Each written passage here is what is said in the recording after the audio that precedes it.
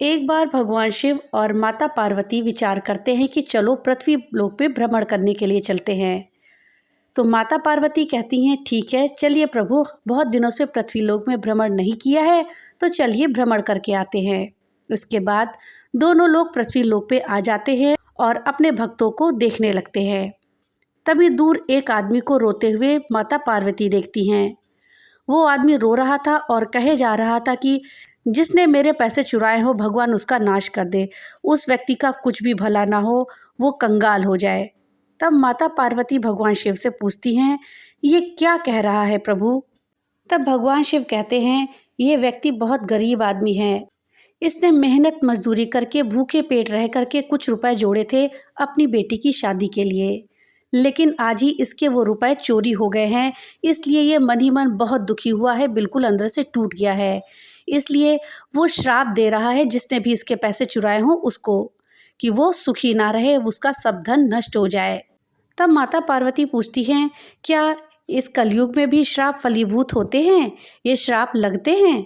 तब भगवान शिव कहते हैं कि अगर सच्चे हृदय से और दुखी आत्मा से कोई श्राप दिया जाए तो वो सच हो जाता है। थोड़ी देर भ्रमण करने के पश्चात भगवान शिव और माता पार्वती दोनों कैलाश पर वापस आ जाते हैं। कैलाश पर वापस आने के बाद माता पार्वती भगवान शिव से पूछती हैं कि प्रभु, इस ब्रह्मांड में सतयुग, त्रेता युग, द्वापर युग, सभी युगों में बहुत सारे श्राप दिए गए हैं और जो कि सच भी हुए हैं। इनमें से कुछ प्रमुख श्रापों के बारे में क्या आप मुझे बता सकते हैं, जिससे कि मैं उन प्रमुख श्रापों के बारे में विस्तार से जान पाऊँ? तब भगवान शिव कहते हैं, बिल्कुल पार्वती, मैं तुम्हें आज उन चर्चित श्रापों के बारे में बताऊंगा जो कि इस संसार में दिए गए थे। इससे पहले देवी मैं तुम्हें बताता हूँ कि जो भी श्राप ये दिए गए हैं, इन श्रापों के पीछे कोई ना कोई कहानी अवश्य छिपी हुई है। तो देवी मेरी बात को ध्यान से सुनना और पूरा सुनना। आधा अधूरा सुनोगी तो तुम्हें पूरा ज्ञान प्राप्त नहीं होगा। तब देवी पार्वती कहती हैं, जी प्रभु आप मुझे बताइए, मैं आपकी पूरी बातों को ध्यान से सुनूंगी। तब भगवान शिव कहते हैं, तो सुनो। पहला प्रमुख श्राप वो श्राप है जो कि युधिष्ठिर ने स्त्री जाति को दिया था, जो स्त्रियां आज भी भुगत रही हैं। इस श्राप के पीछे की कथा क्या है मैं तुम्हें बताता हूँ। महाभारत के शांति पर्व के अनुसार युद्ध समाप्त होने के बाद जब कुंती ने युधिष्ठिर को बताया कि कर्ण तुम्हारा बड़ा भाई था, तो पांडवों को बहुत दुख हुआ। तब युधिष्ठिर ने विधि विधान पूर्वक कर्ण का अंतिम संस्कार भी किया। माता कुंती ने जब पांडवों को कर्ण के जन्म का रहस्य बताया तो शोक में आकर युधिष्ठिर ने संपूर्ण स्त्री जाति को श्राप दे दिया कि आज से कोई भी स्त्री गुप्त बात को छिपाकर नहीं रख सकेगी। उसी चर्चित श्राप के कारण ही स्त्रियां कोई भी बात को छुपाकर नहीं रख पाती, हर बात वो कह देती हैं। देवी ये तो हुआ पहला श्राप। दूसरा श्राप ऋषि किदम ने पांडु को दिया था। इसके पीछे भी एक बहुत ही प्रसिद्ध कथा है, इसे ध्यान से सुनना। महाभारत की कथा के अनुसार एक बार राजा पांडु शिकार खेलने के लिए वन में गए थे। उन्होंने वहां हिरण के जोड़े को मैथुन करते देखा और उस पर बाण चला दिया। वास्तव में वो हिरण और हिरणी जो थे वो ऋषि किदम और उनकी पत्नी थे। तब ऋषि किदम ने राजा पांडु को श्राप दिया कि जब भी आप किसी स्त्री से मिलन करेंगे उसी समय आपकी मृत्यु हो जाएगी। इसी श्राप के चलते राजा पांडु अपनी पत्नी माद्री के साथ मिलन कर रहे थे, उसी समय उनकी मृत्यु हो गई। तीसरा चर्चित श्राप था मांडव्य ऋषि का यमराज को। महाभारत के अनुसार मांडव्य नाम के एक ऋषि होते थे। राजा ने भूलवश उन्हें चोरी का दोषी मानकर सूली पर चढ़ाने की सजा दे दी। सूली पर कुछ दिनों तक चढ़े रहने के बाद भी जब उनके प्राण नहीं निकले तो राजा को अपनी गलती का एहसास हुआ और उन्होंने ऋषि मांडव्य से क्षमा मांगकर उन्हें छोड़ दिया। तब ऋषि यमराज के पास पहुंचे और उनसे पूछा कि मैंने अपने जीवन में ऐसा कौन सा अपराध किया था कि मुझे इस प्रकार के झूठे आरोप की सजा मिली। तब यमराज ने बताया कि जब आप 12 वर्ष के थे तब आपने एक फतिंगे की पूंछ में सींग छुपाई थी, उसी के फलस्वरूप आपको ये कष्ट सहना पड़ा। तब ऋषि मांडव्य ने यमराज से कहा कि 12 वर्ष की उम्र में किसी को भी धर्म अधर्म का ज्ञान नहीं होता है। तुमने छोटे अपराध का बड़ा दंड दिया है, इसलिए मैं तुम्हें श्राप देता हूँ कि तुम्हें शूद्र योनि में एक दासी पुत्र के रूप में जन्म लेना पड़ेगा। देवी, ऋषि मांडव्य के इसी श्राप के कारण यमराज ने महात्मा विदुर के रूप में जन्म लिया था। देवी, हमारे नंदी ने भी एक बार रावण को श्राप दिया था। इसके पीछे की कथा का वर्णन वाल्मीकि रामायण में भी किया गया है। एक बार रावण मुझसे मिलने कैलाश पर आया था। यहाँ आकर उसने जब नंदी को देखा तो उसकी बहुत हंसी उड़ाई और उन्हें बंदर के समान मुख वाला कहा। तभी नंदी जी ने रावण को श्राप दिया कि बंदरों के कारण ही तेरा सर्वनाश होगा। इसी श्राप के कारण ही राम रावण के युद्ध में वानरों ने बढ़ चढ़ के हिस्सा लिया था। पांचवा चर्चित श्राप कद्रु ने अपने पुत्रों को दिया था। महाभारत के अनुसार ऋषि कश्यप की कद्रु व विंता नाम की दो पत्नियां थीं। कद्रु सर्पों की माता थी और विंता गरुड़ की। एक बार कद्रु व विंता ने एक सफेद रंग का घोड़ा देखा और शर्त लगाई। विंता ने कहा कि यह घोड़ा पूरी तरह सफेद है और कद्रु ने कहा कि घोड़ा तो सफेद है लेकिन इसकी पूंछ काली है। कद्रु ने अपनी बात को सही साबित करने के लिए अपने सर्पपुत्रों से कहा कि तुम भी सूक्ष्म रूप में जाकर के घोड़े की पूंछ से चिपक जाओ, जिससे उसकी पूंछ काली दिखाई देगी और मैं शर्त जीत जाऊंगी। कुछ सर्पों ने कद्रु की बात नहीं मानी। तब कद्रु ने अपने उन पुत्रों को श्राप दिया कि तुम सभी जन्मजय के सर्प यज्ञ में भस्म हो जाओगे। छठवां चर्चित श्राप था जो कि उर्वशी ने अर्जुन को दिया था। महाभारत के युद्ध से पहले जब अर्जुन दिव्यास्त्र प्राप्त करने के लिए स्वर्ग गए तो वहां उर्वशी नाम की एक अप्सरा उन पर मोहित हो गई। ये देखकर अर्जुन ने उन्हें अपनी माता के समान बताया। ये सुनकर क्रोधित उर्वशी ने अर्जुन को श्राप दे दिया कि तुम नपुंसक की भांति बात कर रहे हो, इसलिए तुम नपुंसक हो जाओगे। तुम्हें स्त्रियों में नर्तक बनकर रहना पड़ेगा। ये बात जब अर्जुन ने देवराज इंद्र को बताई तो उन्होंने कहा कि अज्ञातवास के दौरान यह श्राप तुम्हारी मदद करेगा और तुम्हें कोई पहचान नहीं पाएगा। और हुआ भी यही। पांडव अज्ञातवास के दौरान जब छिप रहे थे तो अर्जुन ने ब्रह्मला नाम की स्त्री का वेश रखा था और नर्तकी बनकर के राजकुमारी को नृत्य सिखाया था। देवी, क्या तुम जानती हो विष्णु जी को भी श्राप मिल चुका है। उनको ये श्राप तुलसी ने दिया था।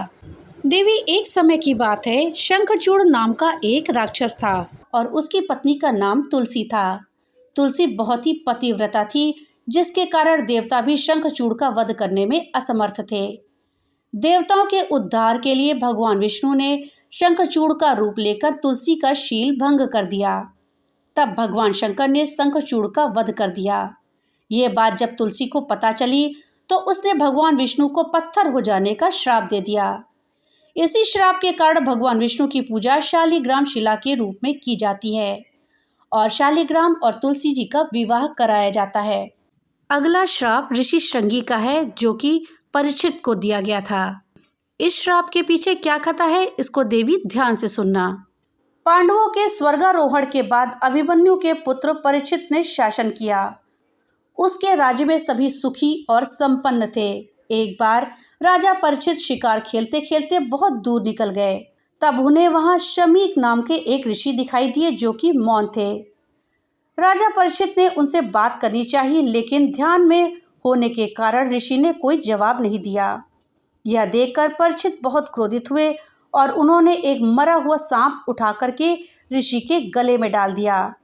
यह बात जब शमीक ऋषि के पुत्र श्रृंगी को पता चली तो उन्होंने श्राप दे दिया कि आज से 7 दिन के बाद तक्षक नाग राजा परीक्षित को डस लेगा, जिससे कि उनकी मृत्यु हो जाएगी।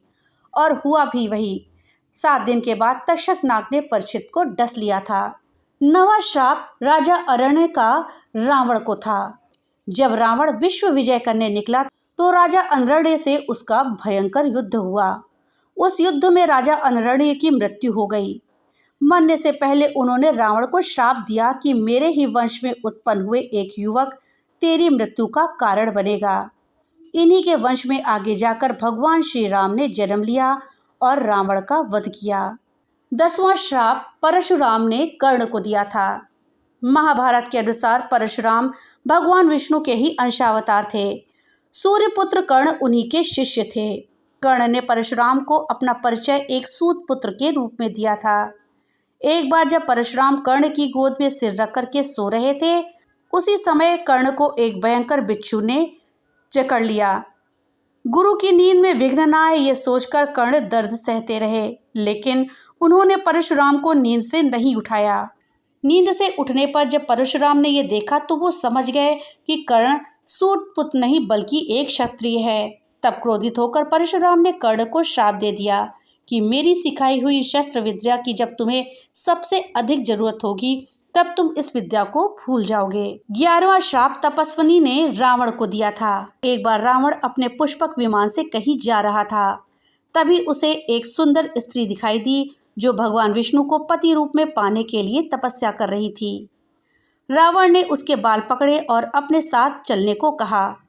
उस तपस्विनी ने उस क्षण अपनी देह को त्याग दिया और रावण को श्राप दे दिया कि एक स्त्री ही तेरी मृत्यु का कारण बनेगी। देवी, महाभारत काल में गांधारी ने भी श्री कृष्ण को एक श्राप दिया था। महाभारत के युद्ध के बाद जब भगवान श्री कृष्ण गांधारी को सांत्वना देने के लिए पहुंचे तो अपने पुत्रों का विनाश देखकर गांधारी ने श्री कृष्ण को श्राप दिया कि जिस प्रकार कौरव आपसी फूट के कारण नष्ट हुए हैं, उसी प्रकार तुम भी अपने बंधु बांधवों का वध करोगे। आज से 36वें वर्ष तुम अपने बंधु बांधवों व पुत्रों का नाश हो जाने पर एक साधारण कारण से अनाथ की तरह मारे जाओगे। गांधारी के श्राप के कारण ही भगवान श्री कृष्ण के परिवार का और यदुकुल का अंत हुआ था। 13वां श्राप महर्षि वशिष्ठ का वसुओं को था। महाभारत के अनुसार भीष्म पितामह पूर्व जन्म में अष्टवसुओं में से एक थे। एक बार इन अष्टवसुओं ने ऋषि वशिष्ठ की गाय का बलपूर्वक हरण कर लिया। जब ऋषि को इस बात का पता चला तो उन्होंने अष्टवसुओं को श्राप दे दिया कि तुम 8 वसुओं को मृत्यु लोक में मानव रूप में जन्म लेना होगा और 8वें वसु को राज स्त्री आदि सुखों की प्राप्ति नहीं होगी। यही 8वें वसु भीष्म पितामह हुए। देवी, क्या तुम जानती हो कि रावण की मृत्यु के पीछे कहीं न कहीं उसकी बहन शूर्पणखा का हाथ है। शूर्पणखा ने भी रावण को एक बार श्राप दिया था। वाल्मीकि रामायण के अनुसार रावण की बहन शूर्पणखा के पति का नाम विद्युतजीव था, जो काल के नाम के राजा का सेनापति था। रावण जब विश्व युद्ध पर निकला तो कालकेय से उसका युद्ध हुआ। उस युद्ध में रावण ने शूर्पणखा के पति का वध कर दिया। तब शूर्पणखा ने मन ही मन रावण को श्राप दिया कि मेरे ही कारण तेरा सर्वनाश होगा। 15वां चर्चित श्राप ऋषियों ने सांब को दिया था। महाभारत के मौसल पर्व के अनुसार एक बार महर्षि विश्वामित्र, कांडव आदि ऋषि द्वारिका गए। तब उन ऋषियों का परिहास करने के उद्देश्य से सारण आदि वीर कृष्ण पुत्र सांब को स्त्री के वेश में उनके पास ले गए और पूछा कि इस स्त्री के गर्भ से क्या उत्पन्न होगा। क्रोधित होकर ऋषियों ने श्राप दे दिया कि श्री कृष्ण का ये पुत्र वृषणी और अंधक वंशी पुत्रों का नाश करने के लिए लोहे का एक भयंकर मूसल उत्पन्न करेगा, जिसके द्वारा समस्त यादव कुल का नाश हो जाएगा। देवी, तुम मेरे सिर पर सुशोभित इस चंद्र को तो देखती ही हो ना, इनको भी एक बार श्राप मिल चुका है। इनको श्राप दक्ष प्रजापति ने दिया था। इस श्राप के पीछे भी एक कथा है। प्रजापति दक्ष ने अपनी 27 पुत्रियों का विवाह चंद्रमा से करवाया। उन सभी पत्नियों में रोहिणी नाम की पत्नी चंद्रमा को सबसे अधिक प्रिय थी। ये बात अन्य पत्नियों को अच्छी नहीं लगती थी। ये बात उन्होंने अपने पिता दक्ष को बताई तो वो बहुत क्रोधित हुए और चंद्रमा को सभी के प्रति समान भाव रखने को कहा, लेकिन चंद्रमा नहीं माने। तब क्रोधित होकर दक्ष ने चंद्रमा को क्षय रोग होने का श्राप दे दिया। एक चर्चित श्राप माया ने भी रावण को दिया था। रावण ने अपनी पत्नी की बड़ी बहन माया के साथ भी छल किया था। माया के पति वैजयंतपुर के शंभर राजा थे। एक दिन रावण शंभर के यहाँ गया। वहाँ रावण ने माया को अपनी बातों में फंसा लिया। इस बात का पता लगते ही शंभर ने रावण को बंदी बना लिया। उसी समय शंभर पर राजा दशरथ ने आक्रमण कर दिया। इस युद्ध में शंभर की मृत्यु हो गई। जब माया सती होने लगी तो रावण ने उसे अपने साथ चलने को कहा। तब माया ने कहा कि तुमने वासना युक्त होकर मेरा सतीत्व भंग करने का प्रयास किया है, इसलिए मेरे पति की मृत्यु हो गई, अतः तुम्हारी मृत्यु भी इसी कारण होगी। 18वां श्राप जो कि बहुत चर्चित था वो शुक्राचार्य का राजा ययाति को था। महाभारत के एक प्रसंग के अनुसार राजा ययाति का विवाह शुक्राचार्य की पुत्री देवयानी के साथ हुआ था। देवयानी की शर्मिष्ठा नाम की एक दासी थी। एक बार जब ययाति और देवयानी बगीचे में घूम रहे थे, तब उसे पता चला कि शर्मिष्ठा के पुत्रों के पिता भी राजा ययाति ही हैं। तो वो क्रोधित होकर अपने पिता शुक्राचार्य के पास चली गई और उन्हें पूरी बात बता दी। तब दैत्य शुक्राचार्य ने ययाति को बूढ़े होने का श्राप दे दिया। भगवान शिव ने देवी पार्वती से कहा, देवी, दशरथ की मृत्यु के पीछे भी एक श्राप छुपा हुआ है। वाल्मीकि रामायण के अनुसार एक बार जब राजा दशरथ शिकार करने को वन को गए थे, तो गलती से उन्होंने एक ब्राह्मण पुत्र का वध कर दिया। उस ब्राह्मण पुत्र के माता पिता अंधे थे। जब उन्हें अपने पुत्र की मृत्यु का समाचार मिला, तो उन्होंने राजा दशरथ को श्राप दे दिया कि जिस तरह हम पुत्र वियोग में अपने प्राणों को त्याग रहे हैं, उसी प्रकार तुम्हारी मृत्यु भी पुत्र वियोग होने के कारण होगी। एक श्राप नंदी ने ब्राह्मण कुल को भी दिया है। एक बार जब सभी ऋषिगण, देवता, प्रजापति, महात्मा आदि प्रयाग में एकत्रित हुए, तब वहां दक्ष प्रजापति ने मेरा तिरस्कार किया। ये देखकर बहुत से ऋषियों ने भी दक्ष का साथ दिया। तब नंदी ने श्राप दिया कि दुष्ट ब्राह्मण स्वर्ग को ही सबसे श्रेष्ठ मानेंगे तथा क्रोध, मोह, लोभ से युक्त होकर निर्लज्ज ब्राह्मण बने रहेंगे। शूद्रों का यज्ञ करवाने वाले व दरिद्र होंगे। देवी, रावण को एक और श्राप नल कुबेर ने भी दिया था। विश्व विजय करने के लिए जब रावण स्वर्ग लोक पहुंचा, तो उसे वहां रंभा नाम की अप्सरा दिखाई दी। अपनी वासना पूरी करने के लिए रावण ने उसे पकड़ लिया। तब उस अप्सरा ने कहा कि आप मुझे इस तरह से स्पर्श ना करें, मैं आपके बड़े भाई कुबेर के बेटे नल कुबेर के लिए आरक्षित हूँ, इसलिए मैं आपकी पुत्र वधू के समान हूँ। लेकिन रावण ने उसकी बात नहीं मानी और रंभा से दुराचार किया। यह बात जब नल कुबेर को पता चली, तो उसने रावण को श्राप दिया कि आज के बाद रावण बिना किसी स्त्री की इच्छा के उसको स्पर्श करेगा तो उसका मस्तक 100 टुकड़ों में बट जाएगा। 22वां श्राप अश्वत्थामा को श्री कृष्ण से मिला था। महाभारत युद्ध के अंत समय में जब अश्वत्थामा ने धोखे से पांडव पुत्रों का वध कर दिया, तब पांडव भगवान श्री कृष्ण के साथ अश्वत्थामा का पीछा करते हुए महर्षि वेदव्यास के आश्रम में पहुंचे। तब अश्वत्थामा ने पांडवों पर ब्रह्मास्त्र का वार किया। ये देखकर अर्जुन ने भी अपना ब्रह्मास्त्र छोड़ दिया। महर्षि व्यास ने दोनों अस्त्रों को टकराने से रोक लिया और अश्वत्थामा और अर्जुन से अपने अपने ब्रह्मास्त्र वापस लेने के लिए कहा। तब अर्जुन ने अपना ब्रह्मास्त्र वापस ले लिया, लेकिन अश्वत्थामा ये विद्या नहीं जानता था, इसलिए उसने अपने अस्त्र की दिशा बदलकर अभिमन्यु की पत्नी उत्तरा के गर्भ की ओर कर दी। ये देखकर भगवान श्री कृष्ण ने अश्वत्थामा को श्राप दे दिया कि तुम 3000 वर्ष तक इसी पृथ्वी लोक में भटकते रहोगे। देवी, एक श्राप हमारे पुत्र गणेश को भी मिला है। ये श्राप तुलसी ने दिया था। एक बार की बात है, तुलसी देवी गंगा तट से गुजर रही थी। उसी समय वहां श्री गणेश तप कर रहे थे। श्री गणेश को देखकर तुलसी का मन उनकी ओर आकर्षित हो गया। तब तुलसी ने श्री गणेश से कहा कि आप मेरे स्वामी हो जाइए, लेकिन श्री गणेश ने तुलसी से विवाह करने से इनकार कर दिया। क्रोधवश तुलसी ने श्री गणेश को विवाह करने का श्राप दे दिया और श्री गणेश ने तुलसी को वृक्ष बनने का। 24वां और अंतिम श्राप है, जो कि बहुत ही चर्चित है, वो है नारद का भगवान विष्णु को दिया हुआ श्राप। शिव पुराण के अनुसार एक बार देवर्षि नारद एक युवती पर मोहित हो गए। उस कन्या के स्वयंवर में वे भगवान विष्णु के रूप में पहुंच गए, लेकिन भगवान की माया से उनका मुंह वानर के समान हो गया। भगवान विष्णु भी स्वयंवर में पहुंचे। उन्हें देखकर उस युवती ने भगवान का वरण कर लिया। ये देखकर नारद मुनि बहुत क्रोधित हुए और उन्होंने भगवान विष्णु को श्राप दिया कि जिस प्रकार तुमने मुझे स्त्री के लिए व्याकुल किया है, ठीक उसी प्रकार तुम भी स्त्री के विरह में दुख को भोगोगे। भगवान विष्णु ने राम के अवतार में नारद मुनि के इस श्राप को पूरा किया। तो देवी, ये थी कथा सबसे चर्चित श्रापों की। शिव जी से श्रापों के विषय में जानकारी पा करके देवी पार्वती संतुष्ट हो जाती हैं और उठ करके अपने गणों के लिए भोजन पकाने चली जाती हैं।